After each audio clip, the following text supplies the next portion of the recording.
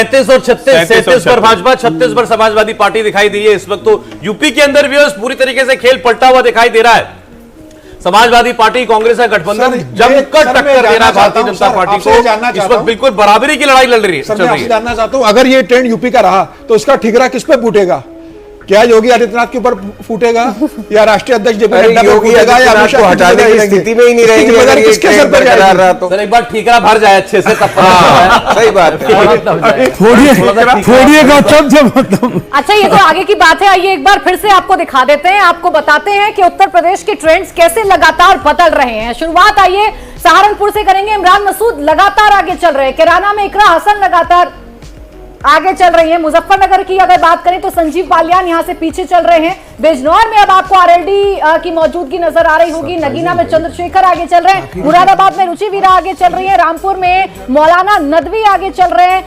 संभल की अगर आप बात करेंगे, और देखिए इस वक्त बड़ी खबर आपको बताएं, रुझानों में समाजवादी पार्टी फिलहाल उत्तर प्रदेश में आगे निकल गई है। तो उत्तर प्रदेश की ऐसी तस्वीर होगी जैसा कि हम आपको दिखा रहे हैं, शायद ऐसी उम्मीद नहीं की जा रही थी, लेकिन अखिलेश यादव का जो कॉन्फिडेंस बार बार था, वो बार बार 80 में से 80 सीटें जीतने का दावा कर रहे थे, वो आप इस टैली में भी कहीं ना कहीं देख सकते हैं। अमरोहा में बीजेपी, मेरठ में समाजवादी पार्टी, बागपत में समाजवादी पार्टी भी आपको नजर आ रही है। तो हम भी बनेंगे।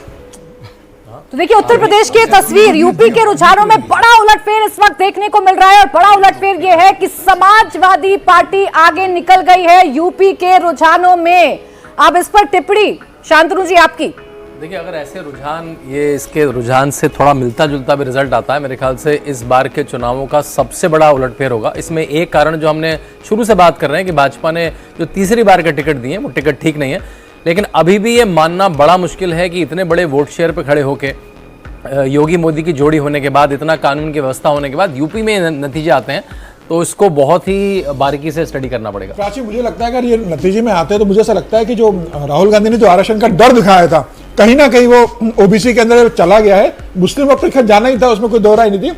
अगर ओबीसी का वोट भी टूट रहा है, अगर ऐसे परिणाम आते तो तय कि एक जातिगत जो विभाजन करना चाहती थी कांग्रेस, उसमें काफी हद तक वो सक्सेसफुल रही है और वो वोट टूटा है भारतीय जनता पार्टी से। इस परिणाम में नजर आ रहा है। मुझे इसमें एक दृष्टि और दिखती है जी।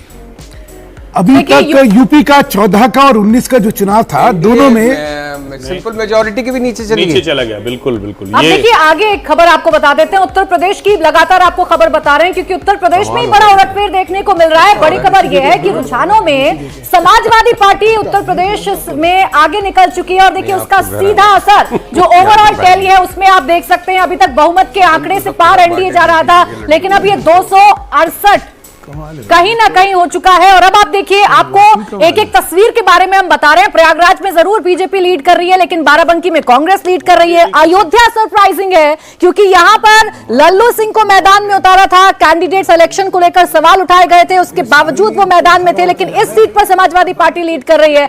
अंबेडकर नगर में भी समाजवादी पार्टी लीड कर रही है, बहराइच में भी। कैसरगंज में एक बार फिर ब्रजभूषण के जो बेटे हैं वो आगे हो गए हैं, उन्होंने लीड ले ली है। श्रावस्ती की बात करेंगे तो समाजवादी पार्टी, गोंडा में भी समाजवादी पार्टी, डुमरियागंज में और देखिए एक और बड़ी खबर आपको बता रहे हैं, अमेठी से मिल रही है। स्मृति ईरानी पीछे हो गई हैं, केएल शर्मा यहां से, लेकिन अभी जो रुझान आ रहे हैं उसके मुताबिक स्मृति ईरानी अमेठी से पीछे हो गई हैं। और केएल शर्मा, जिसे गांधी परिवार का विश्वसनीय बताया गया था, यही अच्छा है, वो कहीं ना कहीं बदलेगा।